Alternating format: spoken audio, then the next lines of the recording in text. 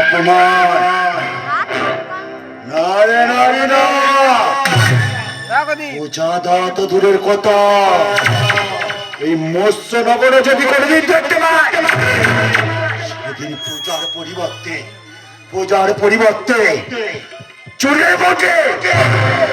চুলের মুঠি ধরে টানতে টানতে বার করে দেব আমার এই বিরাট রাজ্য থেকে। কিন্তু আমার বান্ধব গিয়েছে আরত্য দেবতার কঠোর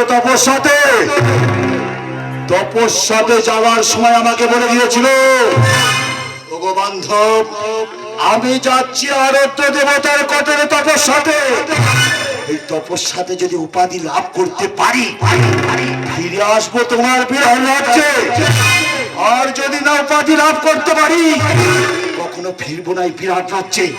তাহলে কি বান্ধব সফল হতে পারলো না? ফিরে আসবে না বিরাট রাজ্যে, আসবে না বিরাট রাজ্যে। শুনতে পাই যেন বান্ধবের কণ্ঠস্বর আসছে, বান্ধব বিরাট রাজ্যে ফিরে। সত্যি শুনতে পেয়েছি বান্ধবের কণ্ঠস্বর।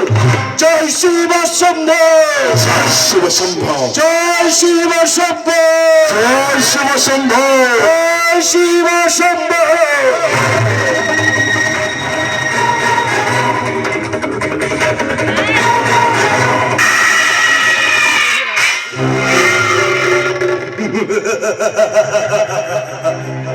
বন্ধু